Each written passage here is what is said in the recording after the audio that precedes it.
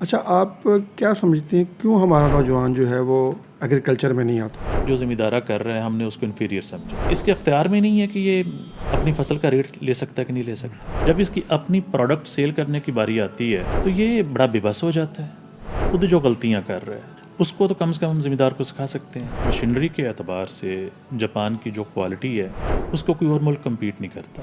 Right move consultancy یا شروع کرنے کے پیچھے کیا محرکات ہیں؟ وقت کرتا ہے پرورش برسوں، حادثہ ایک دم نہیں ہوتا. 6 مہینے تو بڑی لمبی بات ہے جی. 3 مہینے میں آپ کے پیسے پورے ہو جانے. اچھا جی، بچہ کب باہر جائے گا؟ 2 ہفتے بعد، 3 ہفتے بعد. تو وہ سارے کا سارا فراڈ. یہ جو مائنڈ سیٹ ہوتا ہے کہ آپ جاب کی بجائے آپ بزنس کریں گے، یہ کیسے ڈیولپ ہوا آپ کا؟ بے شک ویلڈر ہی بن جائیں لیکن پڑھے لکھے ویلڈر ہو. آپ کار مکینک بن جائیں، پڑھے لکھے کار مکینک ہو. آپ روایت شکن قسم کے بندے ہیں. اپنی شادی کے حوالے سے بھی آپ نے بڑی روایات کو جو ہے نا توڑا ہے. سلامی کے نام پہ کچھ دیا جاتا ہے، دینے والا دے کے لکھ لیتا ہے، لینے والا لے کے لکھ لیتا ہے. بسم اللہ الرحمن الرحیم. السلام علیکم ناظرین. ہماری آج کی مہمان شخصیت ایک بزنس مین ہے اور امیگریشن کنسلٹنٹ ہے. اسلام کے حوالے سے، دین کے حوالے سے بہت منفرد ایک سوچ رکھتے ہیں، اور جب انہوں نے اپنے حج کا سفر کیا تو اس کو بھی بڑے مختلف انداز سے وہ انٹرپریٹ کرتے ہیں. تو اپنی اس مہمان شخصیت سے ہم آج جانتے ہیں کہ ان کا جو ایک بزنس کا سفر ہے یہ کیسا رہا، معاشرے کو وہ کس طرح سے دیکھتے ہیں، اور خاص طور پر اسلام اور معاشرہ جو ہے اس کے اوپر ان کی کیا رائے ہے. ہمارے ساتھ موجود ہے جناب خرم شہزاد صاحب. ان سے بات کرتے ہیں. السلام علیکم ورحمۃ اللہ وبرکاتہ. وعلیکم السلام. خرم صاحب بہت شکریہ آپ کا، آپ تشریف لائے، وقت نکالا.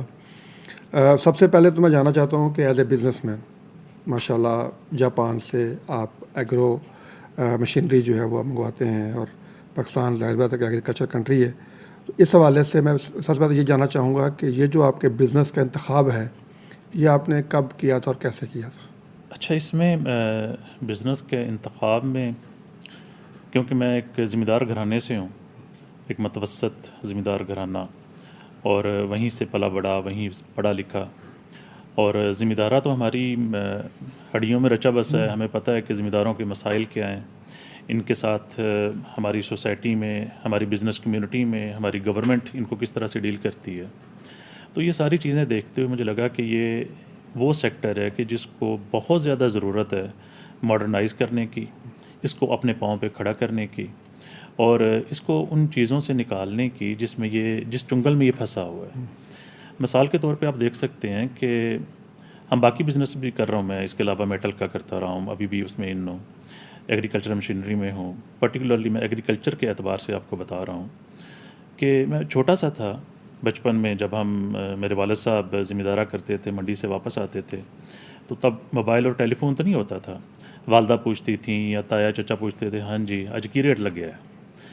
تو وہ کہتے تھے جی آج بوری کا یہ ریٹ لگ گیا ہے، مٹر ہے، آلو ہے، جو بھی ہے. تو میں یہ سوچتا تھا کہ یہ جب ہم دکان پہ جاتے ہیں، ہم ٹافی لیں، کینڈی لیں، چپس لیں، کچھ بھی لیں اپنے لیے، تو وہ ہمیں بتاتا ہے دکاندار کہ بھئی یہ 5 روپے کی ہے، یہ 2 روپے کی ہے، یا اس بچپن کے دور میں کہہ لیں یہ 8 آنے کی ہے، 4 آنے کی ہے. تو لیکن جب میرے والد صاحب جاتے ہیں، ٹرالیوں پہ اپنا مال لے کے جاتے ہیں، بوریوں کی بوریاں ہیں وہاں پہ، اور اس فصل کے پیچھے ان کی کہیں 3 مہینے سے لے کے 6 مہینے تک، بعض اوقات پورے سال کی محنت ہے، اور وہ جا کے خریدار کے سامنے رکھ دیتے ہیں. تمہاری مرضی ہے بھائی، جتنے کی لینی ہے لے لو، اور کوئی آپشن ہے ہی نہیں کہ ہم اس کی قیمت کو ریفیوز کر سکیں یا اس سے بحث کر سکیں کہ نہیں بھئی اس پہ تو میری کاسٹ پوری نہیں ہو رہی، میں اس سے زیادہ میں بیچوں گا. تو اس طرح کی جب بے بسی دیکھی میں نے ذمہ داروں کی کہ بھئی ہر چیز اس نے، کھاد ہے، فرٹیلائزر ہے، پیسٹیسائڈ ہے، اور انرجی کے سورسز ہیں، فیول ہے، وٹس ایور وہ جو یوز کر رہا ہے، اس کی ہر چیز کی قیمت وہ اس طرح سے پے کرتا ہے جو کہ جہاں سے وہ خرید رہا ہے، اس کا سیلر ہے، اس کے مطابق پے کر رہا ہے. جب اس کی اپنی پروڈکٹ سیل کرنے کی باری آتی ہے تو یہ بڑا بے بس ہو جاتا ہے کہ بھئی اس کا اختیار میں ہے ہی نہیں، نہ یہ سٹاک کر سکتا ہے، اس کو اس قابل ہی نہیں ہے. اور بعض اوقات سٹاک کرنے کے معاملے میں گورنمنٹ پالیسیز بھی آ جاتی ہیں، کبھی وہ الاؤ کرتی ہیں، کبھی نہیں کرتی ہیں. تو اس میں دیکھا کہ اب 2 چیزیں ہیں. ایک یہ کہ گورنمنٹ پالیسیز بہتر انداز میں کام کریں، تو اس میں تو ہم کچھ نہیں کر سکتے ہیں. ایز اے پبلک ہم پیغام دے سکتے ہیں، میسج کنوے کر سکتے ہیں کسی نہ کسی چینل کے ذریعے، یا آپ کے توسط سے، یا 100 اور سورسز بھی ہیں. تو وہ پبلکلی ہوتا رہتا ہے ایسا. لیکن اس میں ہم صرف یہ انپٹ دے سکتے ہیں, ان کو مجبور نہیں کر سکتے, فورس نہیں کر سکتے کہ آپ ان پالیسیز کو ذمہ دار کے فیور میں آپ ترتیب دیں. دوسرا یہ ہے کہ ذمہ دار خود جو غلطیاں کر رہا ہے اس کو تو کم سے کم ہم ذمہ دار کو سکھا سکتے ہیں کہ بھئی آپ روایتی ذمہ داری سے ہٹ کے ماڈرن ذمہ داری کی طرف جائیں, آپ اپنی پروڈکشن کو بڑھائیں, اپنے کاشت کا جو طریقہ کار ہے, ہارویسٹنگ سسٹم جو ہے اس کو امپروو کریں. دنیا آج بہت آگے نکل چکی ہے. تو اس چیز کو دیکھتے ہوئے میں نے جاپان کو چوز کیا, کیونکہ مشینری کے اعتبار سے جاپان کی جو کوالٹی ہے اس کو کوئی اور ملک کمپیٹ نہیں کرتا. اس کے برابر تھوڑا بہت جرمن آتا ہے, کہ جو ہم کہہ سکتے ہیں کہ جرمن اور جاپان ان کی کوالٹی آلموسٹ برابر ہوتی ہے, سیم نہیں تو سملر کہہ سکتے ہیں کس طرح سے ہوتی ہے. باقی جو ملک ہیں جیسے ہالینڈ کی بہت زیادہ مشینری ادھر آتی ہے اور یو ایس اے سے بھی بہت زیادہ آتی ہے. تو وہ ایک تو ہماری جو ایگریکلچر سیکٹر ہے, دو چیزیں مین ہیں, گندم اور چاول. تو گندم میں تو یورپ اور امریکہ کی مشینری تھی, چاول میں کوئی ایسی چیز نہیں تھی جس سے کہ ذمہ دار فائدہ اٹھا سکے. تو اس چیز کو دیکھتے ہوئے میں نے پہلے کوریا سے امپورٹ شروع کی. کوریا میں چاول کی ہارویسٹنگ کی مشینری جو کہ چاول کی کٹائی کرتی ہے, وہ کرتے ہوئے پھر اس میں دیکھا کہ یار یہ بہتر تو ہے لیکن ہمیں دیکھنا ہے کہ ون آف دا بیسٹ ہم کہاں سے امپورٹ کر سکتے ہیں. تو وہ اس میں چائنا کو دیکھا, سنگاپور کو دیکھا, اور کیونکہ یورپین کنٹریز میں تو چاول لگتا نہیں ہے, ان کی فصل نہیں ہے, تو وہاں اس کے بارے میں جو اس کے مطابق انہوں کی مشینری ایسی تیار نہیں کی, ان کو ضرورت نہیں ہے اس چیز کی. اور یہ جو بیلٹ ہے, چائنا ہے, کوریا ہے, ویتنام ہے, سنگاپور اور جاپان وغیرہ, ان کا جو مین کورس ہے فوڈ میں وہ چاول ہے. جیسے ہمارے ادھر چاول اور گندم دونوں استعمال ہوتے ہیں, بلکہ گندم زیادہ استعمال ہوتی ہے انڈیا پاکستان وغیرہ میں, تو ان کا مین کورس چاول ہے. تو وہاں چاول کے ریلیٹڈ جو مشینری ہے وہ بڑی اچھی انہوں نے بنائی ہوئی ہے.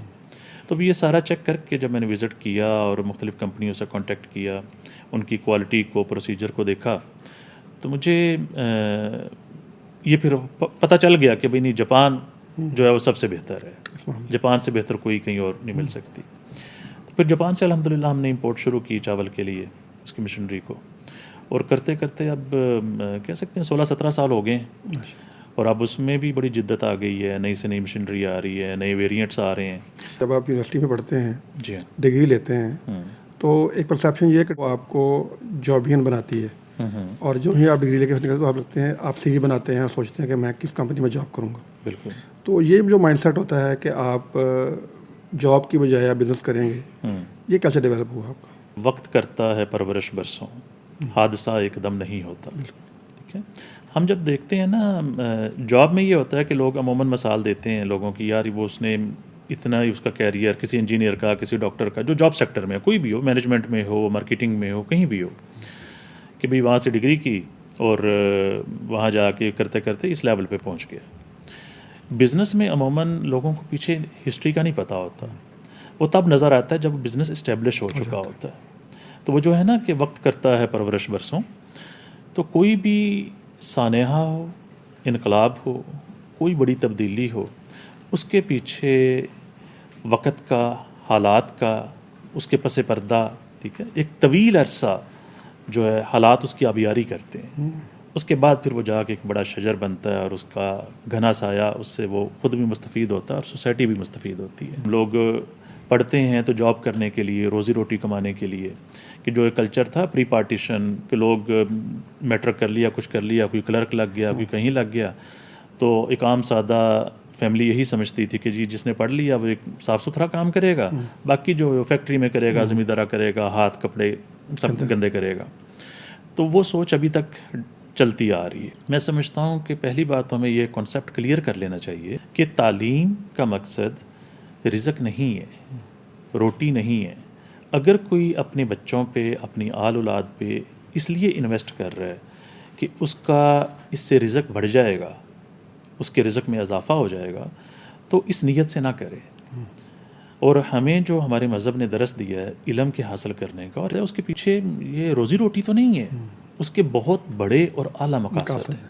ٹھیک ہے. تو جب بھی علم حاصل کریں, میرا اپنی قوم کو، اپنے بچوں کو یہی پیغام ہے کہ بھی علم کو علم کی حیثیت سے حاصل کریں، اور جب علم کو علم کی حیثیت سے حاصل کریں گے تو آپ اس کی انتہا تک جائیں گے، آپ اس کی پیک تک جائیں گے. ٹھیک ہے. آج ہم بدقسمتی سے علمی اعتبار سے بھی محتاج ہیں مغرب کے. ان کی یونیورسٹیز بہت اعلیٰ ہیں، ان کی ریسرچ بہت اعلیٰ ہے، ان کی ہم پاکستان سے یا اپنے اس علاقے سے پڑھنے کے لیے، علم حاصل کرنے کے لیے وہاں پہ جاتے ہیں، یا اپنی باقی جو چیزیں ہیں ہم کہتے ہیں ہم مشنری جاپان سے امپورٹ کر رہے ہیں. ابھی پاکستان کیوں نہیں بنا سکا؟ تو اس کے پیچھے ایک یہ وجہ بھی ہے کہ ہم نے علم کو روزی روٹی کے لیے حاصل کیا، علم کو غیروں کی محتاجی سے اپنے آپ کو آزاد کرنے کے لیے، اور اپنی قوم کو، اپنی فیملی کو، اپنے خاندان کو، اپنے ملک کو، اپنی امت کو، ٹھیک ہے، اس غلامی سے چھڑانے کے لیے نہیں استعمال کیا. آپ نے بھی ایک بات کہی کہ لوگوں کو تو بزنس طرف نظر آتا ہے جب وہ یعنی سامنے آ جاتا ہے یا کامیاب ہو جاتا ہے، اس کے پیچھے کتنا لمبا سفر ہوتا ہے، اور ظاہری بات ہے کہ وہ بہت سی جاگتی راتیں ہوتی ہیں اور بہت سے مشکل مرحلے ہوتے ہیں.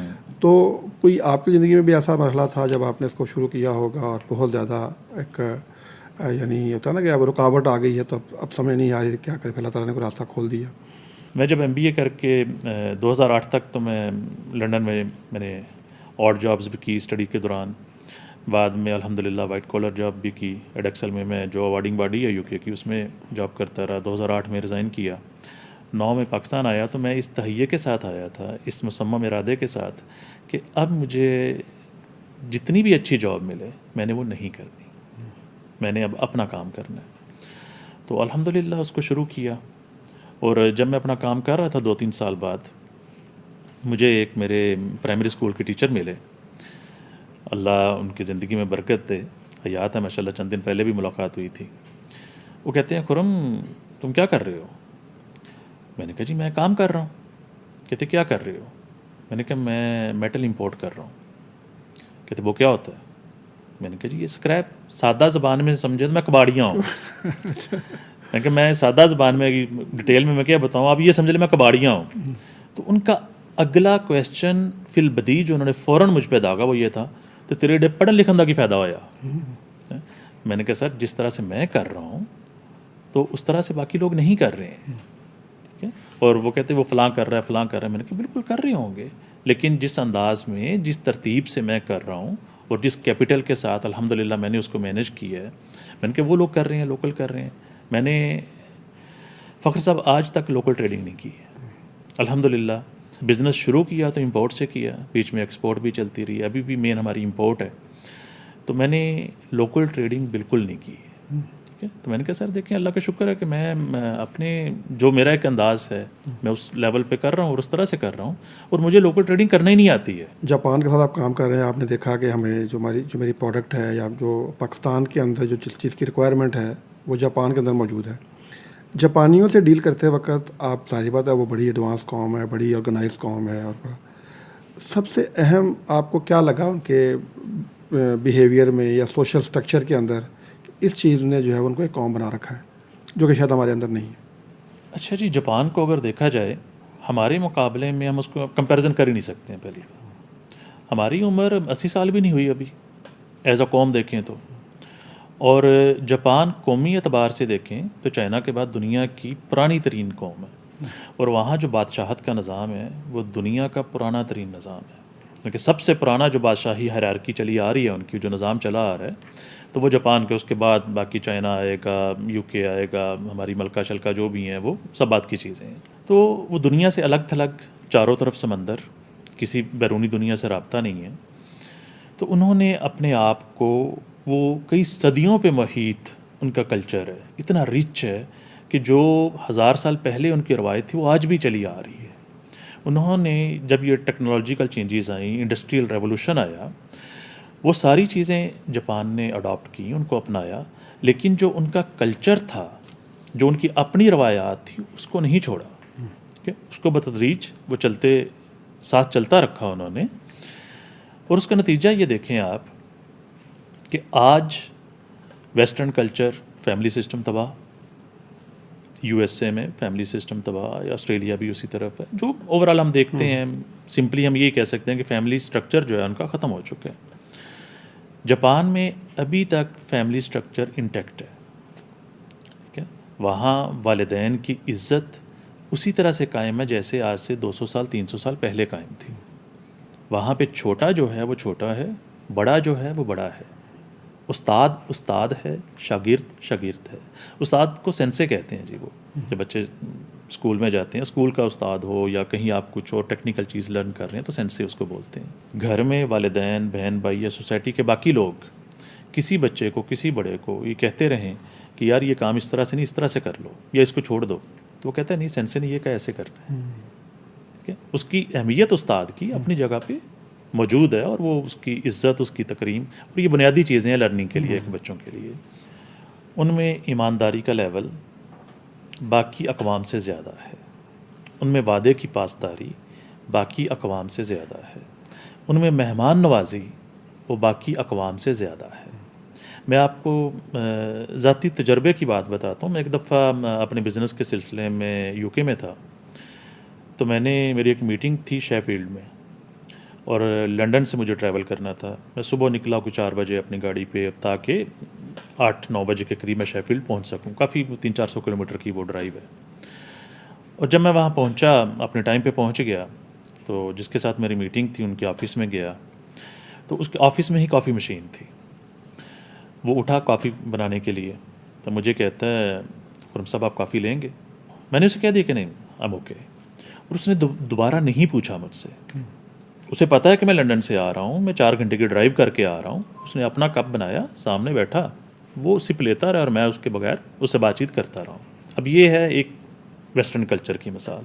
اور ایسا ہی ہوتا ہے، ایسا نہیں کہ میرے ساتھ یہ ہوئے، میں نے ایک مثال دے دی. ہم ڈے بائی ڈے اس کو ڈیلی روٹین میں آبزرو کرتے ہیں ان چیزوں کو.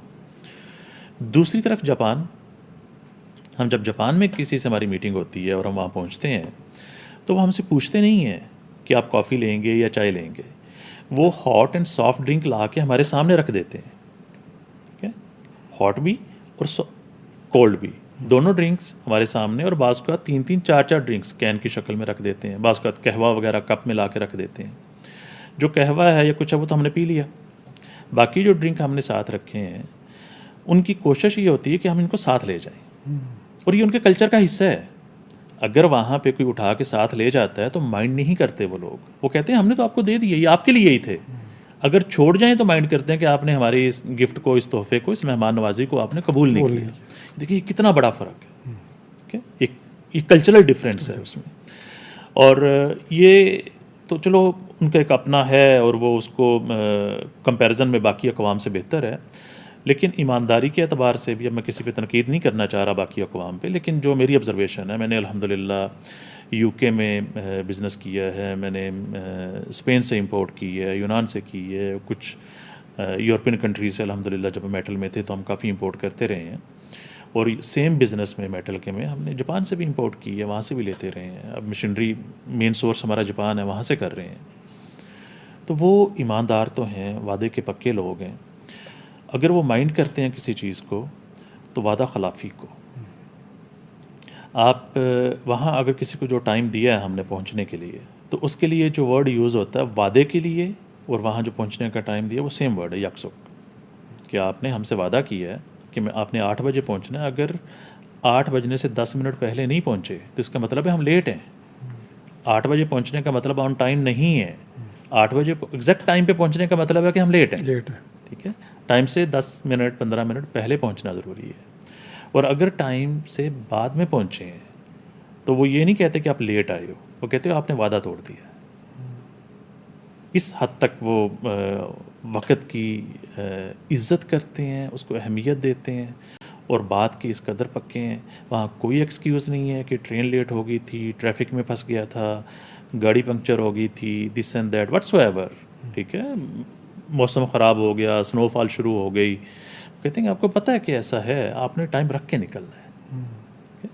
تو یہ چیزیں جو ہیں یہ اس قوم کو قوم بناتی ہیں. اور جیسے پہلے کہا نا کہ حادثہ ایک قدم نہیں ہوتا. اچھا، یہ ساری چیزیں ایڈ اپ ہوئی ہوتی ہیں. آپ کا ایگرو مشینری کا بزنس ہے اور آپ امپورٹ کرتے ہیں. پاکستان ایک زراعتی ملک ہے اور ظاہر بات ہے کہ ہم سمجھتے ہیں کہ پاکستان کو بہت ضرورت بھی ہے اس کی. اچھا, آپ کیا سمجھتے ہیں کیوں ہمارا نوجوان جو ہے وہ ایگریکلچر میں نہیں آتا؟ وہ انڈسٹری میں جاتا ہے, بزنس میں جاتا ہے, جاب بھی ادھر دیکھتا ہے. زراعت ہمارے لیے وہ ایک جس طرح انفیریئر ایک پروفیشن ہے, اس کی کیا وجہ ہے؟ اس کی دو میجر وجوہات ہیں, ایک نفسیاتی ہے اور ایک مالیاتی ہے. نفسیاتی وجہ یہ ہے کہ جو ذمہ دارہ کر رہے ہیں ہم نے اس کو انفیریئر سمجھا.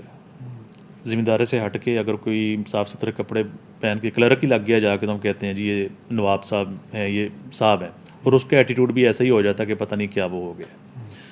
یہ تو ایک نفسیاتی وجہ آ گئی کہ ہم اس چیز سے تھوڑا پیچھے رہنا چاہتے ہیں. خود کر رہے ہیں تو بچوں کو کہتے ہیں نہیں جی آپ جاب کر لو, سپاہی لگ جاؤ جا کے, اس فیلڈ میں نہیں ہے. اور مالیاتی اس کی وجہ جو پہلے ڈسکس ہوا کہ اس کے اختیار میں نہیں ہے کہ یہ اپنی فصل کا ریٹ لے سکتا ہے کہ نہیں لے سکتا. اس میں جو مارجن ہے وہ عام بزنس کی زبان میں کہتے ہیں ہوائی روزی ہے. سیزن لگ گیا تو لگ گیا, نہ لگا تو نقصان ہے اس میں. تو اس لیے نوجوان تو ظاہر اس طرف جائے گا جہاں تھوڑی سیکیورٹی ہوگی. اور اس چیز میں بھی اگر اس کو پاکستان کو کے اندر ایگریکلچر کو ہم پاکستان کے اعتبار سے دیکھیں تو یہ ہم بچپن سے پڑھتے آئے ہیں, سنتے آئے ہیں, یہ ریڑھ کی ہڈی کی حیثیت رکھتا ہے ایگریکلچر جو پاکستان میں ہے. تو وہ ریڑھ کی ہڈی کو ہم نے جان بوجھ کے کمزور کیا ہے. اگر ہم سیفٹی اور سیکیورٹی اپنے ذمہ دار کو دیتے ہیں, اور یہ کوئی ایسی کوئی راکٹ سائنس نہیں ہے کہ بڑا مشکل کام ہے کہ اس سال گندم زیادہ ہوگی اور اس سال کم ہو گئی, اس سال جناب پیاز زیادہ ہو گیا یا گنا زیادہ لگ گیا یا کم لگ گیا. ہماری ٹیکسٹائل انڈسٹری ہم نے تباہ کر کے اس کو ہم شوگر کین پہ لے آئے کہ چینی جناب آرام سے بناؤ, بیچو, باقی ایکسپورٹ کر دو. اسی طرح اب پچھلے 2 سال سے ہم دیکھ رہے ہیں کہ ذمہ دار انتہائی بدحال ہے. اس کی فصلیں پاکستان میں جو پروڈکشن ہے ہمارے خصوصاً پنجاب اور سندھ کے علاقے کی, یہ بہت اچھی زمین ہے, بہت اچھی پروڈکشن ہے. اس کو مزید بڑھایا بھی جا سکتا ہے. بات یہ ہے کہ اتنی پروڈکشن کو بڑھا کے ہم لوکل کمیونٹی کے لیے تو وہ آلریڈی زیادہ ہے. جب تک وہ ایکسپورٹ نہیں ہوگا تب تک ہمارا ذمہ دار خوشحال نہیں ہوگا. اور ایکسپورٹ ذمہ دار اپنے بل پہ نہیں کر سکتا, اس کے لیے گورنمنٹ کو انوالو ہونا پڑے گا, پالیسیز فیوریبل بنانا پڑیں گی. ہمارا افغانستان کے ساتھ جو بھی مسائل ہوں, لیکن ہم نے تجارت بند کر دی, 2 سال سے بارڈر بند پڑا ہوا ہے. اور افغانستان میں اور اس کی جو ملحقہ اسٹیٹس ہیں جیسے ازبکستان ہے, کرغزستان ہے, تاجکستان ہے, یہ ساری کی ساری اسٹیٹس ہمارے ایگریکلچر پہ ڈپینڈ کرتی ہیں. جب تک ہماری چیزیں وہاں جاتی رہتی ہیں تو کچھ ریٹ بہتر رہتے ہیں, مناسب رہتے ہیں. جو ہی بارڈر بند ہوتا ہے یا کوئی اور اس طرح کی کوئی گورنمنٹ کی طرف سے پریشر آتا ہے تو ہماری فصلیں یہیں تباہ ہونا شروع ہو جاتی ہیں. تو ذمہ دار بیچارہ اس میں کیا کرے گا؟ ایک بہت بڑی وجہ ہے کہ لوگ کہتے ہیں یار کہ والدین کہتے ہیں کہ ہم تو بھئی جیسی تیسے گزارا کر لیا, آپ لوگ ہے کہ وہ کہتے ہیں زمین کو بیچو اور کچھ اور کر لو. خرم صاحب, ایک اور آپ کی شخصیت کا پہلو ہے یہ امیگریشن کنسلٹنسی جو ہے. رائٹ موو کنسلٹنسی شروع کرنے کے پیچھے کیا محرکات ہیں؟ نوجوان طبقہ جو ہمارے پاکستان میں ہے, جو ہماری نسل ہے, ہمارے بچے ہیں, ہمارا فیوچر ہے, خوش قسمتی سے نوجوان بوڑھوں سے زیادہ ہیں. یہ ایک بہت بڑا اثاثہ ہوتا ہے. لیکن اس اثاثے کے ساتھ دوسرا فیکٹر یہ ہے کہ ان کے پاس کرنے کو کچھ نہیں ہے. پاکستان کے اندر اپرچونٹیز جتنی آج سے 5 یا 10 سال پہلے تھیں ان سے 50% بھی اب نہیں رہیں. جاب ہم نے کوئی جنریٹ نہیں کی ہے, ٹھیک ہے, کوئی ایسے پروجیکٹ نہیں ہے کہ جن میں کہ ہمارے نوجوانوں کی کھپت ہو سکے. تو میں نے یہ دیکھا کہ جب ہمارے بچے یونیورسٹیز میں پڑھ رہے ہیں, کچھ ہے ایک تعداد جو کہ گورنمنٹ یونیورسٹیز میں پڑھ لیتی ہے, باقی پرائیویٹ یونیورسٹیز میں پڑھ رہے ہیں, اور ان کے والدین اپنی ہیوج انویسٹمنٹ اپنے بچوں کے اوپر کر رہے ہیں کہ ان کا مستقبل بہتر ہو جائے. اور اس کے لیے کوئی دیہاتوں میں اپنا کوئی جناب زمین بیچ رہا ہے, کوئی پلاٹ بیچ رہا ہے, کوئی شہروں میں اپنی کوئی پینشن ایڈوانس میں لے کے اپنی گریجویٹی وغیرہ فنڈ وغیرہ نکلوا کے وہ ان پہ انویسٹ کر رہے ہیں, ان کی یونیورسٹیز کی فیسز دے رہے ہیں. اور جب وہ گریجویٹ ہو کے باہر نکلتے ہیں تو انتہائی مایوسی کا عالم ہوتا ہے. بچے کہتے ہیں کہ ہم کریں تو کیا کریں, جاب ہے نہیں ہے, بزنس کا کوئی ایسا کوئی چیز بھی نہیں کہ جس میں ہم اپنے آپ کو انوالو کر سکیں. تو اس کے بعد پھر دوسری چیز اس کے رد عمل پہ طور پہ جو آتی ہے تو چور و چکوں کو بڑا موقع مل جاتا ہے. وہ ایسا سبز باغ دکھاتے ہیں کہ جناب ہمیں آپ اتنے لاکھ روپیہ دیں, 3 مہینے میں آپ کے پیسے پورے. جو ہی بچہ آپ کا باہر گیا, بے شک آپ نے 50 لاکھ دیا ہے, تو جناب وہ ایسی ان کو فگر بتاتے ہیں اور وہ تقسیم جمع تفریق کرتے ہیں کہ 6 مہینے تو بڑی لمبی بات ہے جی, 3 مہینے میں آپ کے پیسے پورے ہو جانے ہیں. اچھا جی بچہ کب باہر جائے گا؟ 2 ہفتے بعد, 3 ہفتے بعد. تو وہ سارے کا سارا فراڈ. تو یعنی کہ وہ آسمان سے گرے اور کھجور میں اٹکے والا حساب ہے کہ ایک پریشانی میں وہ ہوتے ہیں تو اس سے نکل کے دوسری پریشانی میں پھنس جاتے ہیں. ایک اس کا نقصان ہو رہا ہے ہمیں نیشنلی, دوسرا اس کا ہمیں نقصان ہو رہا ہے انٹرنیشنلی, جب کہ ہم انلیگل مینس یوز کرتے ہیں, ہیومن ٹریفکنگ کرتے ہیں, بچوں کو, بڑوں کو, سب کو باہر بھیجنے کے لیے ایجنٹس بہت سارے حربے استعمال کرتے ہیں. ہماری FIA بھی اس پہ کام کر رہی ہے, لیکن نیا قانون اور نیا توڑ, یہ ساتھ ساتھ چیزیں چلتی رہتی ہیں. تو جب یہ چیز میں نے دیکھی تو میں پچھلے 3-4 سال سے اس پہ غور شروع کیا کہ یار جہاں تک ممکن ہو سکے ہمیں اب سوسائٹی میں کنٹریبیوٹ کرنا چاہیے. یہ بہت بڑا ایک فیکٹر آ چکا ہے, تو اس میں انوالو ہو کے کم از کم فراڈ سے لوگوں کو بچایا جا سکے. میں ان کے لیے بہت سارے بزنسز تو شروع نہیں کر سکتا, میری جہاں تک کیپیسٹی ہے وہاں تک میں امپلائمنٹ جنریٹ کر سکتا ہوں. تو کوئی سرکاری محکمہ تو ہے نہیں کہ بھرتی کرتے جاؤ اور بعد میں فنڈز لے کے تو ٹیکس پیئرز منی سے اس کو پورا کرتے جاؤ. ہمارا تو پرائیویٹ بزنس ہے, تو اس کی بھی ایک لمٹ ہے. تو کیوں نہ کچھ ایسا کیا جائے کہ ہم ان طالب علموں کو, ان اسٹوڈنٹس کو, یا کچھ اسکلڈ لوگ ہیں, ایک تو ان کو اس طرف راغب کیا جائے کہ آپ یہ رسمی تعلیم سے باہر نکلیں. آپ نے FA کر لیا, BA کر لیا, MA کر لیا, کیا کیا جی, MA اردو کی ہے جی, MA فارسی کی ہے جی, پنجابی میں کر لیا جی.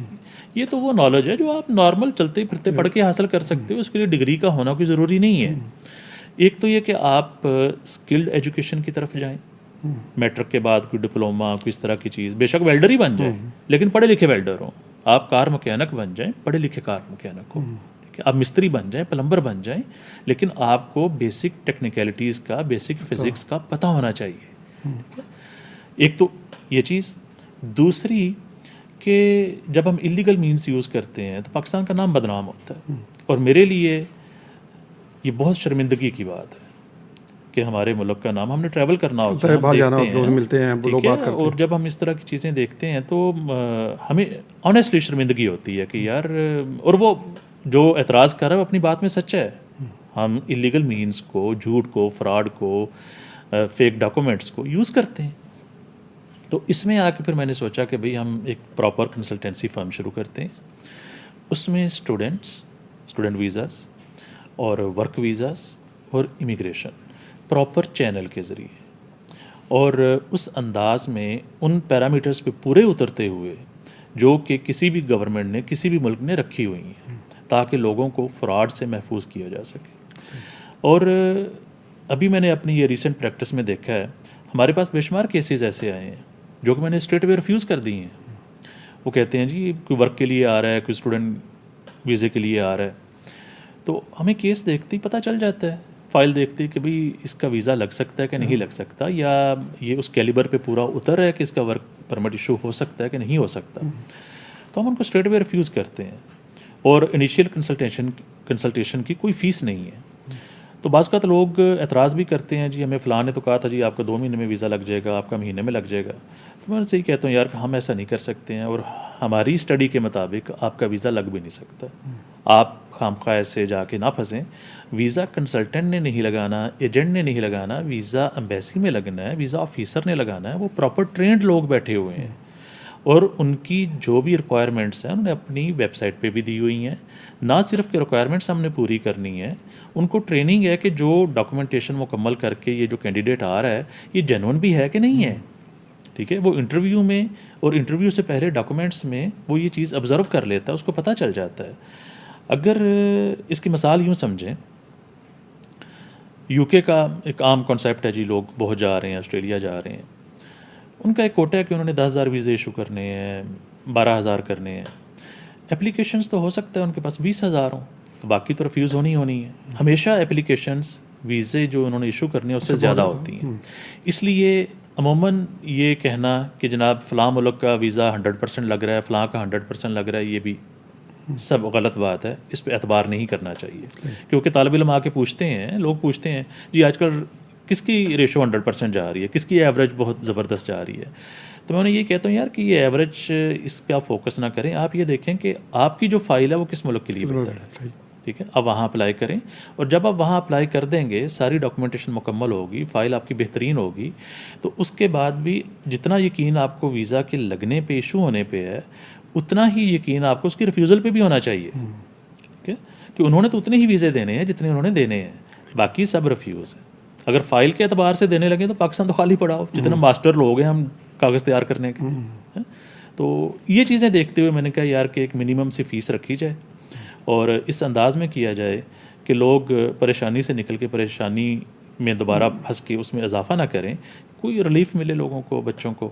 کیا کچھ آپ 1 2 3 4 چیزیں آپ جو آپ سمجھتے ہیں کہ جو سیریس کینڈیڈیٹس ہیں اور اچھے اسٹوڈنٹس ہیں جو جانا چاہتے ہیں, تو کیا چیزیں ہوں تو وہ ایک اچھے کینڈیڈیٹ بن سکتے ہیں, ان کی اچھی فائل بن سکتی ہے؟ اچھا, جہاں تک تو امیگریشن اور ورک کا تعلق ہے, اس کے لیے تو آپ کی ایجوکیشن, آپ کی ایج, آپ کی سیلری, آپ کی اسکل, یہ ہر چیز میٹر کرتی ہے. وہ تو ایک علیحدہ فیلڈ ہے. میجورٹی میں اسٹوڈنٹس کے لیے بات کرتا ہوں.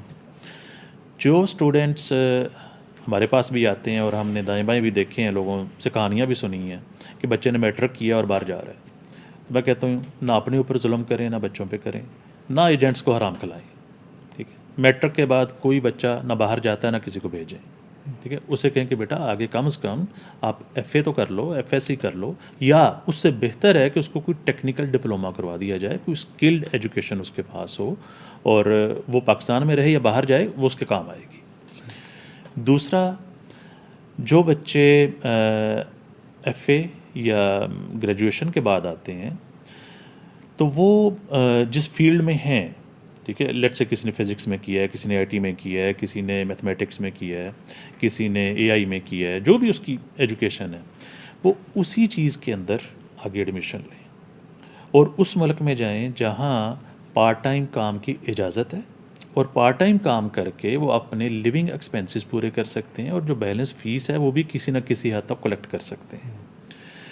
کوئی ایجنٹ, کنسلٹنٹ اگر یہ کہتا ہے کہ ٹھیک ہے جی آپ ایک دفعہ پہنچ جائیں تو آپ اپنی فیس بھی وہاں سے کلیکٹ کر لیں گے, اور یہ بھی کر لیں گے, وہ بھی کر لیں گے, تو وہ اس سے پہلے اسٹوڈنٹ خود سے بھی ریسرچ کر لے. ماشاء اللہ پڑھے لکھے ہیں, آج کل گوگل پہ, انٹرنیٹ پہ سب کچھ میسر ہے. ٹھیک ہے, تو وہ خود سے بھی دیکھ سکتے ہیں کہ ان کے لیے کون سا ملک بہتر ہے. پھر ہر ملک کا ایک اپنا بجٹ ہے, کہ یونیورسٹیز کی فیسیز ہیں, ایمبیسی کی فیسیز ہیں, انشورنس ہے, ہیلتھ انشورنس ہے. پہلے نہیں ہوا کرتی تھی. جب میں ایم بی اے کے لیے انگلینڈ گیا تھا تو اس وقت ہیلتھ انشورنس کا کوئی نام و نشان نہیں تھا, لیکن آج کل وہ لوگ سیانے وہ کہتے ہیں اتنے اسٹوڈنٹس آ رہے ہیں, ہم کہاں سے اس کو ٹریٹمنٹ دیں گے اور کریں گے, تو وہ انشورنس پہلے کرواتے ہیں, وہی اچھی خاصی کاسٹ بن جاتی ہے وہ بھی. تو ان چیزوں کو اسٹوڈنٹ خود بھی دیکھ سکتا ہے. کنسلٹنٹ کا مقصد صرف اتنا ہے کہ وہ اس کو ویزا اپلائی کرنے کے لیے جو ڈاکومنٹیشن کرنی ہے, جو فائل تیار کرنی ہے, اس میں ہم اس کو ہیلپ آؤٹ کرتے ہیں, اس کو بتاتے ہیں کہ بیٹا آپ یہ ڈاکومنٹ بنا لیں, یہ چیز اس طرح سے کر لیں, یہ یہاں سے اٹیسٹ کروا لیں, اور پراپر ایک اچھے انداز میں اس کی فائل تیار کر کے اس کا ویزا اپلائی کروا دیتے ہیں. تو باقی چیزیں اگر ہم کہیں کہ ہم نے خود سے ویزا لگانا ہے یا کہ ہماری ایمبیسی میں بات ہے, ایسا کچھ بھی نہیں ہے. یہ سب غلط باتیں ہیں. کچھ پی ایچ ڈی کے اسٹوڈنٹس ہوتے ہیں, وہ کہتے ہیں ہم نے پی ایچ ڈی کرنا ہے اور ہمیں اس میں آپ ہیلپ آؤٹ کریں. تو ان سے میں یہ کہتا ہوں کہ پی ایچ ڈی کے لیے جو بھی جانا چاہتا ہے وہ سیلف فنانس پہ تو بالکل نہ جائے. اسے چاہیے کہ وہ اسکالرشپ پہ جائے, 100% اسکالرشپ پہ, اور وہ مل بھی جاتے ہیں. جو پی ایچ ڈی اسٹوڈنٹ ہے جس نے باہر سے پی ایچ ڈی کا پروگرام ہے, اس میں سال لگ جائے, 2 سال لگ جائے, کوئی مسئلہ نہیں ہے. تب تک آپ ادھر جس بھی اپنی فیلڈ میں مصروف ہیں مصروف رہیں. تو پی ایچ ڈی اسکالرشپ پہ کریں. باقی کچھ اسکالرشپس یونیورسٹیز جو ہیں, کچھ کنٹریز جو ہیں, مختلف قسم کی اسکالرشپس ہوتی ہیں. اسٹوڈنٹ اپنی ایجوکیشن کے دوران ان کو سرچ کرتے رہیں. ایسا نہیں ہے کہ گریجویشن ہو گئی ہے یا ماسٹرز ہو گیا تو اس کے بعد انہوں نے سرچ شروع کرنی ہے. بھئی اپنی اسٹڈی کے دوران آپ لوگ سرچ کرتے رہیں کہ کون سا ملک یا کون سی یونیورسٹی کون سی اسکالرشپ آفر کر رہی ہے, اور اس میں خود اپلائی کرتے رہیں. جو ہمارے ذریعے سے جائیں گے نا اسٹوڈنٹس, مجھے یہ کہنے میں کوئی آر نہیں ہے کہ اسکالرشپس ہم بھی پرووائڈ کرتے ہیں. ہم بھی کہتے ہیں کہ یہ پارشل فنڈڈ ہے, ہم نے اس میں 2000 پاؤنڈ کی اسکالرشپ ہے, اس میں $4000 کی اسکالرشپ ہے, لیکن وہ اسکالرشپ ایسے ہی ہے جیسے کہ کوئی برانڈ سیل لگاتا ہے. ٹھیک ہے, اصل میں قیمتیں کوئی کم نہیں ہوتی ہیں, یا تھوڑا بہت اپنی کچھ بھی کرنے کے لیے اس کو مینیج کرتے ہیں بیسیکلی. تو اس طرح سے یونیورسٹی یا کنسلٹنٹ اس کو مینیج کر رہا ہوتا ہے کہ آپ کا 2000 آپ کو اسکالرشپ دلوا دیا, فیس تو جناب $18000 تھی, ہم نے 16 کروا دی, ہم نے 15 کروا دی. ٹھیک ہے, یہ تو ایک بزنس ٹیکٹکس ہیں, وہ کنسلٹنٹ بھی یوز کرتے ہیں, میں ہوں, کوئی اور ہے, جو کوئی بھی ہے. تو لیکن جینوئن بات یہ ہے کہ وہ اسکالرشپ نہیں ہوتا. تو اسٹوڈنٹ پہلے تو اپنے طور پہ اس کو کوشش کرے گین کرنے کی. اگر ہمارے ذریعے جانا تو ہم نے تو فیس پے کروانی ہے اس کی, اور اس کو فائل تیار کرنی ہے اور ایمانداری سے کرنی ہے, اور اس کو یہی قائل کرنا ہے, اس کو یہی ایڈوائز کرنا ہے کہ بیٹا وہاں جا کے بھی آپ نے ایمانداری سے اپنا رزق کمانا ہے, اور ملے گا تو وہی جو مقدر میں ہے, تو کیوں نہ حلال کما لو. اسٹوڈنٹس کا ایک سوال یہ ہے کہ اگر آپ کی اسٹڈی میں گیپ ہو, کہ اگر آپ نے بی ایس کیا تھا کچھ 4 سال پہلے, یہاں پہ آپ جاب کرتے رہے, تو ڈھونڈتے رہے, اب ایم ایس کرنے جانا چاہتے ہیں, تو اس کے لیے بھی کوئی یعنی کوئی اس میں کوئی مشکل تو نہیں؟ اگین یہ ویری کرتا ہے یونیورسٹی کی پالیسی پہ, اور اب تو کنٹری کی پالیسی پہ بھی. پہلے یہ ہوتا تھا کہ صرف یونیورسٹیز کی پالیسیز ہوتی تھیں, کچھ یونیورسٹیز ہیں وہ گیپ کو ایکسیپٹ کر رہی ہیں, کچھ نہیں کر رہی ہیں, اور اب بعض کنٹریز نے بھی اس پہ بین لگا دیا ہے کہ نہیں بھئی آپ گیپ کو ایکسیپٹ کر سکتے ہیں یا نہیں کر سکتے ہیں. اگر ہاں ابھی بالکل اس کو بند نہیں کیا گیا, کلوز نہیں کیا گیا, گیپ ایکسیپٹیبل ہے, اور وہ جو گیپ اتنا لمبا نہیں ہونا چاہیے کہ آپ نے جناب ماسٹرز کیا ہے 2012 میں اور 26 میں آپ کہہ رہے ہیں کہ آپ پی ایچ ڈی کے لیے جا رہے ہیں یا کسی اور ماسٹرز کے لیے جا رہے ہیں. دیکھیں جو ایڈمیشن تو ہو سکتا ہے ہو جائے, لیکن جس اتھارٹی نے, جس ویزا آفیسر نے ویزا ایشو کرنا ہے, اس کی ٹریننگ میں یہ چیزیں شامل ہیں. تو وہ دیکھے گا کہ جو پڑھنے والے اسٹوڈنٹس ہیں جو تو وہ ریگولر پڑھتے رہتے ہیں. ایسا نہیں ہوتا کہ ایک بندے نے گریجویشن کی ہوئی ہے, اس کے بعد وہ مسلسل 10 سال جاب کرتا رہے, اور 10 سال بعد اس کو خیال آیا کہ نہیں یار میں یہ بھی کر لوں. اس 10 سال کے دوران اس کے کوئی اور طرح کے کورسز ہو سکتے ہیں, کوئی ڈپلومے ہو سکتے ہیں, کچھ نہ کچھ اس نے وہ ایجوکیشن کے ساتھ, اسٹڈی کے ساتھ, مطالعہ کے ساتھ, ڈگری کے ساتھ وہ ان ٹچ رہا ہوگا, اس کے کانٹیکٹ میں رہا ہوگا, وہ پڑھتا رہا ہوگا. تو اگر تو ایسی سچویشن ہے, ایسی صورتحال ہے, تو ہاں اس کا ایڈمیشن بھی ہو سکتا ہے, اس کا ویزا بھی لگ سکتا ہے. لیکن اگر ایسا ہے کہ گیپ کافی زیادہ ہے, اس کو جاب سے کور کر لیا, کچھ کر لیا, تو ان کو بھی پتہ یہ کور ہی کیا ہے. خرم صاحب آپ نے اسی سال حج کیا؟ جی جی. اور حج میں حج کی ظاہری بات ایک روحانی سفر ہے, اور روحانی اس کے اندر ایک انسان کیفیات ہوتی ہیں. تو آپ اپنے سفر کو, اس حج کے سفر کو, اس نے آپ کے اوپر کیا روحانی اثرات مرتب کیے؟ الحمدللہ میں اللہ نے سعادت دی, اللہ نے قبول کیا, ہم گئے. تو اس میں بھی غیر رسمی طور پہ میں نے حج کیا. مثلا حج پہ جانے سے پہلے کی کچھ رسومات ہیں. کچھ لوگوں کے, دوستوں کے اعتراضات بھی آئے کہ آپ حج پہ گئے ہیں اور ہمیں تو پتہ ہی نہیں ہے, آپ حج پہ گئے ہیں تو ہمیں تو اب ملنے نہیں آئے. اور میں نے کہا یار کوئی حج کا حصہ تو نہیں ہے کہ میں لوگوں سے مل کے اعلان کر کے جاؤں. تو بلکہ ایک دوست کہتا ہے معافی منگنی ہوتی ہے جان تو پہلے. میں نے کہا یہ بھی حج کا حصہ نہیں ہے. خیر بہت اعلیٰ, بہت اچھا. میں نے دیکھا کہ عربی انتہائی مہمان نواز ہیں, بہت محبت کرنے والے ہیں, اور انتظامی امور کے اندر بھی وہ پیک پہ ہیں. بہت اعلیٰ اچھا عرفہ انتظام کیا ہوتا ہے, اور حاجیوں کی بہت قدر کرتے ہیں اور ان کی بہت خدمت کرتے ہیں. دیکھیں ابھی ہم روڈ ٹو مکہ سے گئے تھے. میں نے دنیا ٹریول کی ہے, اللہ کا شکر ہے, میں تو رہتا ہی ہر دوسرے تیسرے مہینے سفر میں ہی ہوں.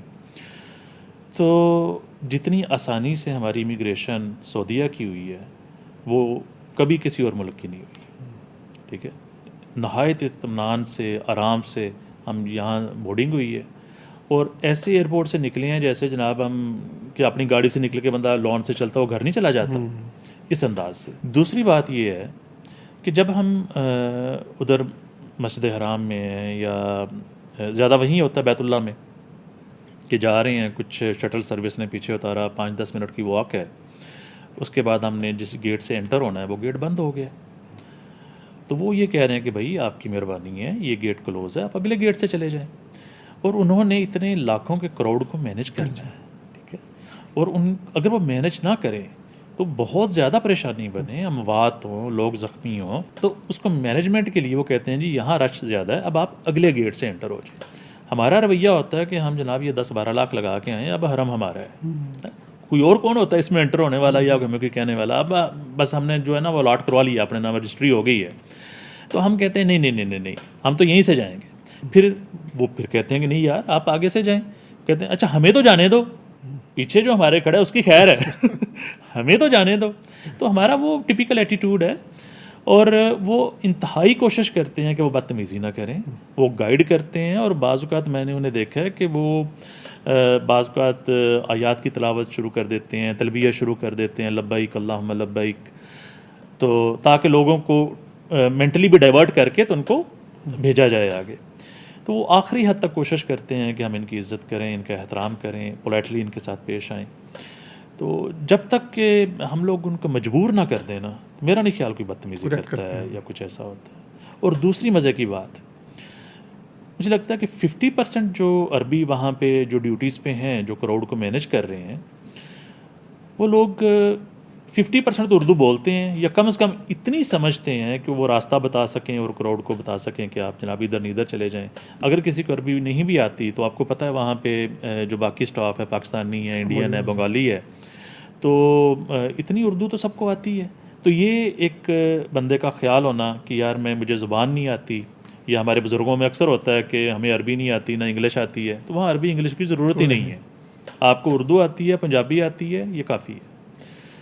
تیسرا یہ ہوتا ہے کہ جو میں نے آبزرو کیا, وہاں پہ لوگوں کا یہ خیال ہوتا ہے کہ کہیں ہم گم نہ ہو جائیں, کہ گم ہو گئے تو پتہ نہیں کیا ہوگا. اور ایسی کہانیاں بھی سن رکھی ہوتی ہیں کہ فلانا گم ہو گیا تو یہ ہو گیا تو وہ ہو گیا.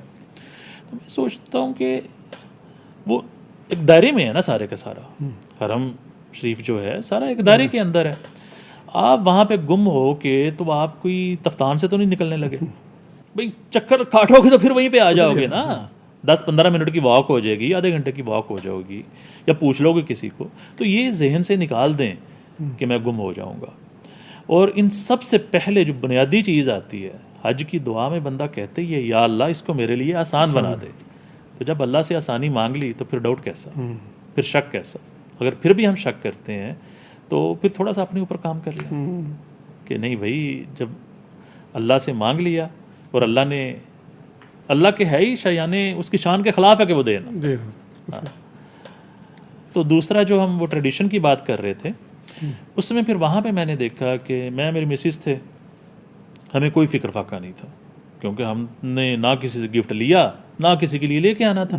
آب زمزم اور مدینہ سے کھجوریں, دیٹس اٹ. تو ہمارے پاس تو ٹائم ہی ٹائم تھا, ٹھیک ہے, نہ اپنے لیے کچھ خریدنا تھا نہ کسی کے لیے. تو باقی جو ہم دوستوں میں دیکھ رہے تھے وہ جناب فلاں کے لیے یہ چیز لینی ہے, فلاں کے لیے یہ چیز لینی ہے, فلاں کے لیے یہ چیز لینی ہے, لسٹیں بنی ہوتی ہیں, لسٹیں بنی ہوتی ہیں. پھر پیچھے پاکستان سے بہو کو ساس کی کال آ رہی ہے, نہیں فلانی آستے اہل لیں تو فلانی آستے اہل لیں, اچھا اس کے لیے لے لی, اس کے لیے بھی لے لو ورنہ اعتراض بنے گا.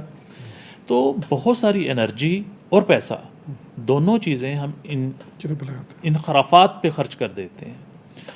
تو میں سمجھتا ہوں کہ ہمیں آسانی کی طرف جانا چاہیے اور خود کو محفوظ رکھنا چاہیے. ایک اور بڑی مزے کی بات جو میں نے وہاں جا کے بڑی کثرت سے دیکھی, ساری اب فزیکل چیزوں کی بات ہو رہی ہے, ایک حصے کی بات جو ہم نے پہلے کہا تھا, روحانی پہلو تو بعد میں آئے گا جو آئے گا. تو لوگ عمرہ کرنے کے بعد پوچھتے ہیں تم نے دوسرا عمرہ کر لیا, تم نے تیسرا کر لیا, اچھا تو کتنے عمرے کیتے ہیں. تو اب میں اس پہ رائے تو نہیں, جو عمرے پہ عمرہ کر رہے ہیں وہ ان کا ایک اپنا معاملہ ہے, اللہ اس کو قبول کرے, میں اس کے خلاف نہیں جا رہا ہوں, ان کے پاس بھی کوئی توجیہ ہوگی. لیکن میں نے تو ایک ہی عمرہ کیا. تو مجھے وہ کہنے لگی یار ایک ہی, اور ہم سب ماشاءاللہ آپ ہٹے کٹے ہیں, اچھے بھلے ہیں, آپ ایک عمرہ کر کے بیٹھ گئے ہیں. میرا روم میٹ تھا وہ اس طرح سے بات کر رہے تھے, باقی لوگ بھی. میں نے کہا آپ نے کتنے کر لیے ہیں؟ جی میرا تو آج چوتھا ہے, میں تو 5 کر آیا ہوں. آج میں نے نمرا سے کی ہے, آج میں نے مسجد عائشہ سے کی ہے, آج میں نے وہاں سے کی ہے, وہاں سے کیا. تو میں نے کہا یار یہ پیچیدگیاں تو علماء جانے کہ مسجد عائشہ سے عمرہ ہوتا ہے یا نہیں ہوتا, وہ خواتین کے لیے یا مردوں کے لیے, یا مسجد نمرا سے یا طائف سے. تو میں نہ عالم ہوں نہ مفتی ہوں, میں ایک سادہ سا بندہ ہوں. اور سادگی سے جب میں اپنے نبی کو دیکھتا ہوں تو آپ صلی اللہ علیہ وسلم نے ایک سفر میں ایک ہی عمرہ کیا ہے. صحابہ کو دیکھتا ہوں تو میجورٹی نے ایک سفر میں ایک ہی عمرہ کیا. اگر آپ کو کوئی دلیل ملتی ہے تو ملتی ہوگی, میں ایک اس پہ فتویٰ نہیں دے رہا ہوں. اور حضرت اماں عائشہ نے جو عمرہ کیا ہے تو اس کے ساتھ عبد الرحمن رضی اللہ تعالیٰ عنہ انہوں نے عمرہ نہیں کیا جہاں تک میرا علم ہے. تو میں نے کہا اگر عبد الرحمن رضی اللہ تعالیٰ عنہ آج کے دور میں ہوتے, کوئی شخص اپنی بہن کو وہاں سے اس طرح سے عمرہ کرواتا, اور ایک مجھ جیسا عام سادہ ادنا بندہ تو دور کی بات ہے, بڑے بڑے پڑھے لکھے عالم فاضل لوگ پتہ نہیں کون کون سے فتوے دیتے اس کے اوپر کہ کتنا بد نصیب ہے, وہاں جا کے بھی عمرہ نصیب نہیں ہوا, بہن کو کروا دیا, خود نہیں کیا. کیا تھا وہ بھی آپ ساتھ ہی تھا نا, طواف کر لیتا, صحیح کر لیتا, اس کا بھی عمرہ ہو جاتا. نہیں جی یہ تو نصیبوں کی بات ہوتی ہے, اللہ نے قبول ہی نہیں کیا, پتہ نہیں کون سی پھٹکار اور کیا کیا چیزیں ہم کہتے. تو میں کہتا ہوں کہ جب آپ صلی اللہ علیہ وسلم نے ایسا ہی کیا ہے تو ہم کیوں ان سے بڑے محبت کرنے والے ہیں, یا ہمارا اظہار حضور صلی اللہ علیہ وسلم سے یا صحابہ رضی اللہ تعالیٰ عنہم اجمعین سے کہ ہماری محبت ان سے بڑھ گئی ہے, یہ ناممکنات میں سے ہے. ایسا تو نہیں ہو سکتا کہ وہ تو چنے ہوئے لوگ تھے, وہ کہ اپنی عبادت یا ریاضت سے اس مقام پہ نہیں پہنچے تھے, وہ تو چنے ہوئے لوگ تھے. تو ہم جو مرضی کر لیں, ہم ان کے پاؤں کی خاک کے برابر نہیں ہیں, اور ہمیں حکم یہ ہے کہ ہم ان کو فالو کریں. تو میں نے کہا میں تو وہ کر رہا ہوں بھائی. تو خیر اس طرح سے یہ چیزیں چلتی رہیں. اب روحانی پہلو کو اگر دیکھا جائے نا, تو میں اس میں یہ کہوں گا کہ یہ وہ چیز ہے اس کو الفاظ میں بیان نہیں کر سکتے. میری زندگی کے کچھ چیزیں ایسی ہوئیں کہ جو ہونے کے بعد مجھے پتہ چلا, اس سے پہلے سنا ضرور تھا کہ بھئی ایسا ہوتا ہے ایسا ہوتا ہے. مثلاً باپ کیا ہوتا ہے جی, سنتے تھے باپ بنو گے تو پتہ چلے گا باپ کیا ہوتا ہے, سب سنتے ہیں, آپ لوگوں نے بھی سن رکھا ہوگا. لیکن پہلے صرف سنا تھا. جب اللہ نے مجھے اولاد دی, ٹھیک ہے, اللہ نے مجھے بیٹا دیا, تو اس کے بعد مجھے وہ باپ کی محبت جاگی اندر سے. پھر پتہ چلا کہ باپ کیا ہوتا ہے, اور پھر اپنے باپ کی محبت, عزت, تکریم اور بھی زیادہ بڑھ گئی. ٹھیک ہے. دوسرا, ایک باپ بننے پہ پتہ چلا, دوسرا باپ سے محروم ہونے پہ پتہ چلا. اللہ غریق رحمت کرے میرے والد صاحب کو, جب وہ اس دنیا سے گئے تو تب مجھے اندازہ ہوا کہ حالانکہ ایسی کوئی ان پہ ڈپینڈنس نہیں تھی, وہ ہم سب بہن بھائی اپنے اپنے گھر میں, کام کاج میں اور زندگی کی آسودگی میں تھے. اللہ کا شکر ہے, کوئی کسی قسم کی فائنینشلی یا اور کسی اعتبار سے بھی کوئی ذمہ داری بھی نہیں تھی اور کوئی پرابلم بھی نہیں تھی. لیکن اس کے باوجود باپ کا جانا, میں کہتا ہوں کہ مجھے بعض اوقات میں اس طرح سے سوچتا تھا کہ میرے جن دوستوں کے والد فوت ہو چکے ہیں, میں ان سے مشورہ کروں یار آپ نے اس چیز کو کیسے اوور کم کیا. ٹھیک ہے. تو وہ چیز کہ اس کے بعد ہی پتہ چلا, الفاظ اس کو بیان نہیں کر سکتے ہیں. تیسرا, جب میں نے حج کیا, حج کی بڑی سنتے تھے جناب, روحانیت کے اعتبار سے بھی, اور باقی یہ فزیکل بدنی عبادت اس میں تو ہم باتیں سنتے ہی رہتے ہیں, یہ ہو گیا وہ ہو گیا, لیکن روحانیت پہ بھی علماء سے سنتے رہتے تھے. تو لیکن جب حج کیا, ایون کہ حج سے پہلے بھی الحمدللہ عمرہ کیا, تو آپ اللہ تعالیٰ نصیب کرتے رہے, تقریباً روزانہ اللہ تعالیٰ نے سعادت دی, ہم کرتے رہے. اور میں تو کہتا ہوں طواف پہ زیادہ فوکس رکھنا چاہیے. واحد عبادت ہے جو اس جگہ سے منسوب ہے, اب وہاں سے باہر نکل کے کر ہی نہیں سکتے. آپ نوافل, تلاوت, سنتیں, صدقہ, خیرات دنیا میں جہاں کہیں بھی ادا کر سکتے ہیں. طواف کے لیے وہاں موجود ہونا ضروری ہے, کہیں اور نہیں کر سکتے. تو اس میں بھی وہ کیفیت کا ایک اثر تھا, چلتا رہا. لیکن جو ہی ہم نے حج ادا کیا, احرام کھولا, تو وہ میں یہی کہوں گا کہ جو مرضی کہہ لیں, الفاظ اس کے لیے نہیں ہے. اللہ کا شکر ہے, اللہ نے ہمیں سعادت دی, اور اللہ باقی لوگوں کو بھی قبول کرے. اس میں وسائل کا زیادہ ہونا یا کم ہونا معنی نہیں رکھتا. ایسے ایسے لوگ ہم سب دیکھتے ہیں کہ وسائل کے اعتبار سے بندہ سوچ نہیں سکتا, لیکن اللہ انہیں بلاتا ہے اور وہ جا کے کہتے ہیں لبیک اللہم لبیک. تو وافر وسائل دیکھ لیں کہ جب دنیا کی overall G D P 25 to 30% صرف اس کانٹیننٹ میں تھی, انڈو پاک میں تھی, برصغیر میں تھی, یہاں کے حکمران دنیا کے امیر ترین حکمران تھے. ٹھیک ہے. تو کسی مغل بادشاہ کو حج کی سعادت نصیب نہیں ہوئی. اسباب دولت کے اعتبار سے دیکھیں تو دنیا کے امیر ترین بادشاہ, امیر ترین لوگ.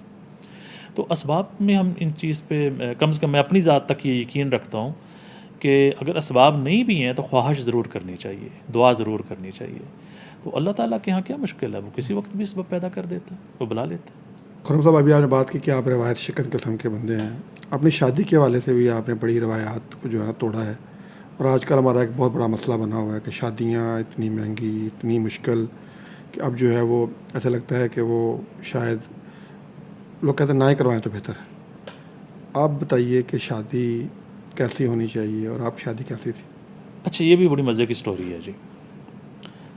کیونکہ میں بی کام کے بعد MBA کے لیے انگلینڈ چلا گیا 2002 میں، اور فیب 2002 میں 2004 تک الحمدللہ پڑھتے رہے، بعد میں جاب شاپ کرتے رہے، 8 میں کہ 6-7 سال انگلینڈ میں گزرے.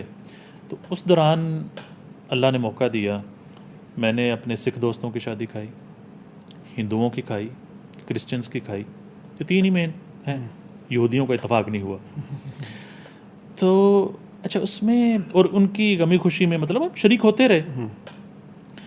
میں نے دیکھا کہ ہم اپنی خوشی اور غمی، خوشی میں سے شادی کی اگر مثال لیں، نکاح کو نکال دیں، اور غمی کی مثال میں اگر ہم جنازے کو نکال دیں، تو کوئی نہیں بتا سکتا کہ یہ جو گیدرنگ ہے، یہ جو فنکشن ہے، یہ مسلمان کا ہے، یہ ہندو کا ہے، یہ سکھ کا ہے یا عیسائی کا. تو یہ چیز میں وہاں پہ مطلب تو میں نے سوچا یار یہ کیسے ہو سکتا ہے.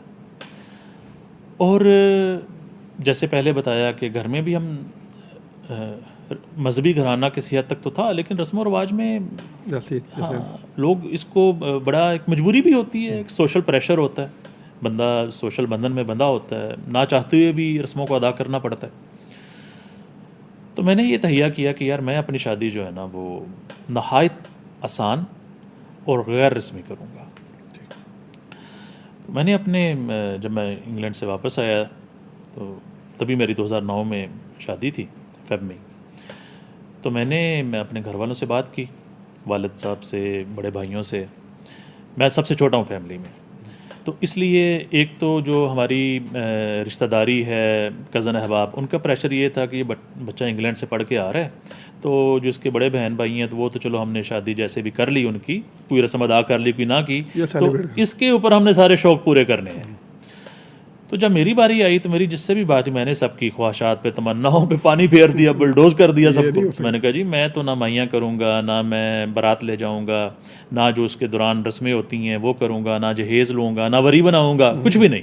تو صرف ولیمہ ہوگا، اور ولیمے پہ بھی کوئی سلامی، کوئی پیسے لینا دینا، یہ وہ کچھ نہیں ہوگا. لوگ آئیں، کھانا کھائیں، دعا دیں اور گھر جائیں. تو میرے والد صاحب سے جب یہ بات کی، اللہ جنت نصیب کرے، ان کے درجات بلند کرے، وہ کہتے ہیں تو پتر لوکاں نے چول کھان آنا ہے، اگر تو برات ہی نہیں کھڑنی تو لوکاں نے چول کھان آنا ہے. تو میں کہ جی میری تو نیت یہی ہے کہ میں غیر رسمی کرنا چاہتا ہوں. تو خیر وہ طے یہ ہوا کہ جو فیملی کے چیدہ لوگ ہیں نا، جن سے ہمیں زیادہ خطرہ تھا کہ یہ بائیک آؤٹ کریں گے، تو کہتے ہیں آپ خود ان سے بات کر لو. اب میں ایک چھوٹا، وہ بزرگ لوگ، سفید داڑیاں، خیر اکٹھا کیا انہیں. تو میں نے شرماتے، مطلب وہ شرماہٹ ان کی عمر کی تھی، ویسے اپنی بات میں، اپنے ارادے میں کوئی جھجک نہیں تھی. تو میں نے کہا جی دیکھو میں انگلینڈ میں رہا ہوں اور اب میں پاکستان میں ہوں، یہاں میں نے یہ چیز دیکھی ہے کہ ہمیں حکم یہ ہے کہ اچھائی کو آسان کرو اور برائی کو مشکل کرو. اور اگر شادی کے معاملے میں دیکھا جائے تو نکاح کا اپوزٹ زنا ہے. زنا کو ہم نے انتہائی آسان کر دیا ہے، بلکہ اتنا آسان کر دیا ہے کہ مفت بھی ہو جاتا ہے. اور نکاح کو ہم نے اتنا مشکل کر دیا ہے کہ کم از کم جو اس کی کاسٹ ہے، غریب سے غریب بھی کرے، یہ 2009 کی بات ہے، کہ کم سے کم 3 سے 5 لاکھ روپے اس کا خرچہ آئے گا، جب سونا 26-27 ہزار روپے تولا تھا. تو میں نے کہا ہمیں کیا کرنا چاہیے؟ کیا ہمیں نکاح کو آسان کرنا چاہیے یا اس کو مشکل بنا کے اس کے جو اپوزٹ ہے اس کو آسان کرنا چاہیے؟ تو سب نے کہا نہیں جی، بلکہ ہمیں بلکہ کچھ نے تو کہا جی بیٹا یہ آپ کی باتیں سنہری حروف سے لکھنے کے قابل ہیں. تو مجھے کچھ تسلی ہوئی، میں نے کہا بات سمجھ میں آ رہی ہے. تو اللہ کا شکر ہے، پھر اسی طرح سے وہ باتیں ساتھ ہوتی رہیں کہ تم اکیلے سے کرنے سے کیا ہوگا، لوگ تو ایسے ہی کرتے رہیں گے. میں نے کہا جی اکیلے کے کرنے سے کم از کم میں یہ تو ہوگا نا کہ مجھے اندر کا اطمینان ہوگا، اور میں اللہ سے کہہ سکوں گا کہ یا اللہ تو میری نیت کو جانتا ہے، میں نے اپنی آسانی اور معاشرے کی آسانی کے لیے یہ ایک اگزامپل سیٹ کر رہا ہوں میں.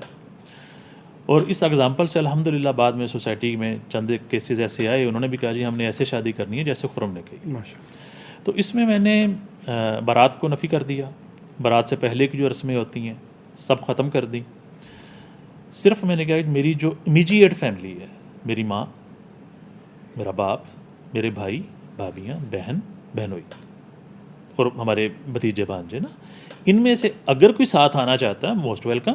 کوئی گھر پہ رہنا چاہتا ہے مجھے کوئی اعتراض نہیں ہے. آدھے ساتھ آ گئے، آدھے گھر پہ رک گئے. آپشن بنا آپشن مل گئی، آدھے ساتھ آ گئے، آدھے گھر پہ رک گئے. تو اسی طرح سے نکاح ہوا وہاں پہنچ کے. اگلی چیز جو میں نے اس پہ کی، میں نے کہا دیکھیں حق مہر بیوی کا حق ہوتا ہے اور وہ بیوی کی خواہش کے مطابق اور شوہر کی حیثیت کے مطابق ہونا چاہیے. میں نے کہا ہم کیا ظلم کرتے ہیں کہ رسم و رواج کے اوپر لاکھوں کروڑوں خرچ کر دیتے ہیں، اور جب اس کے حق کی باری آتی ہے تو ہم پتہ نہیں کون کون سے مسائل، کوئی شرعی تو یہ تو وہ نکال لاتے ہیں.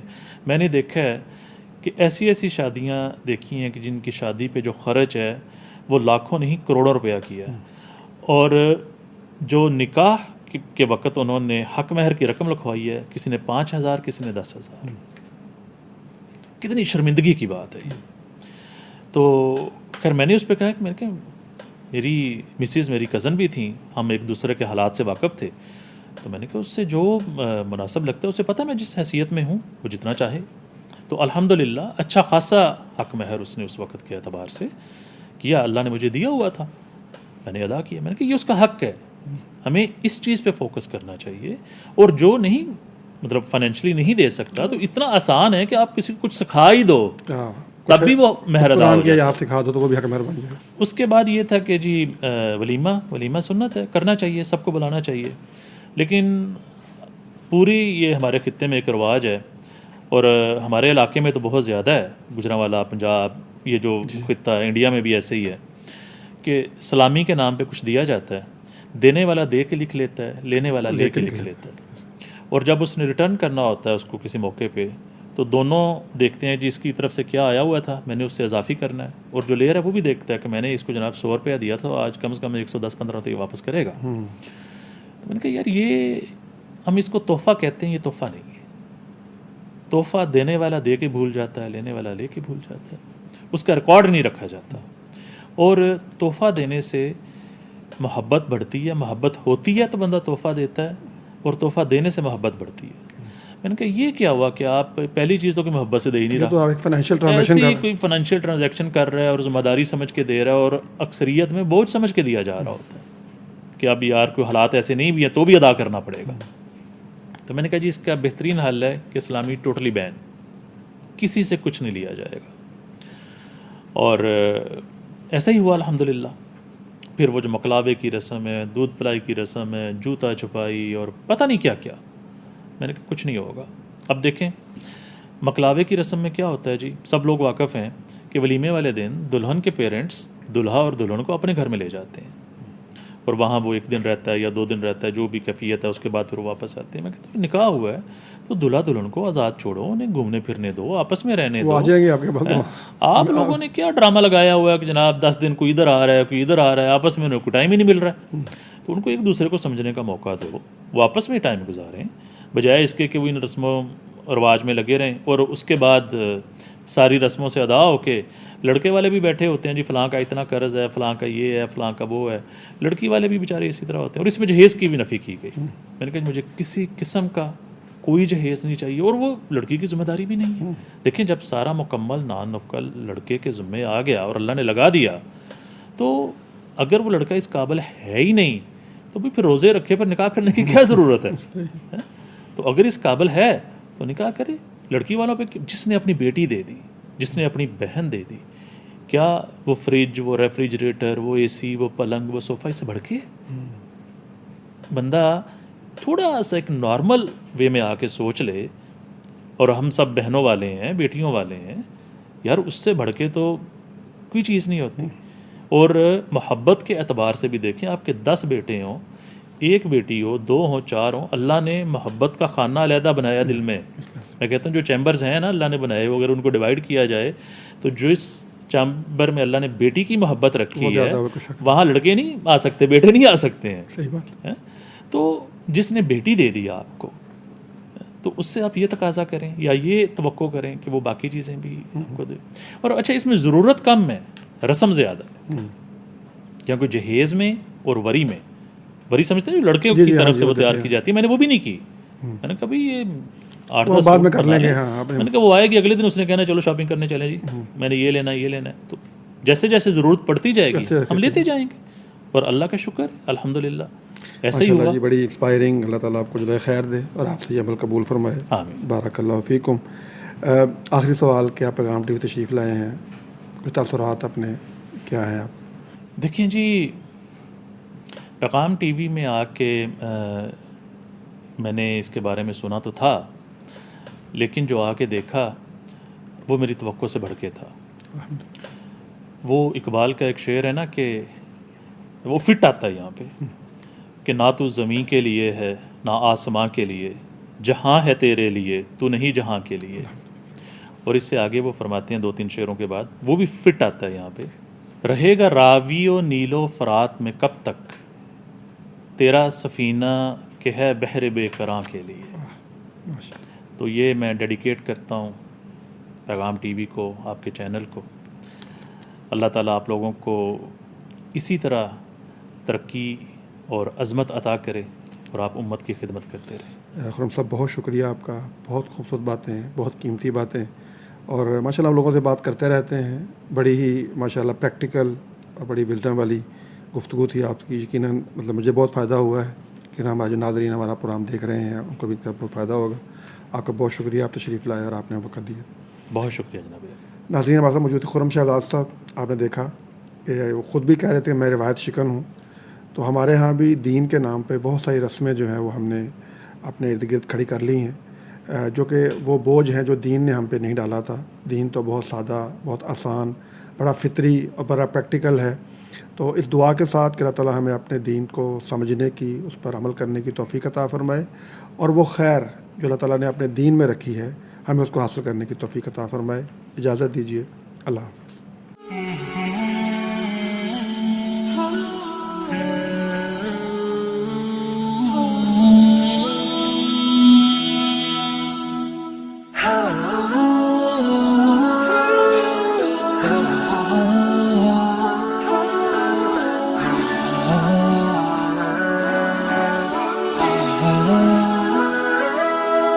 يا ظلام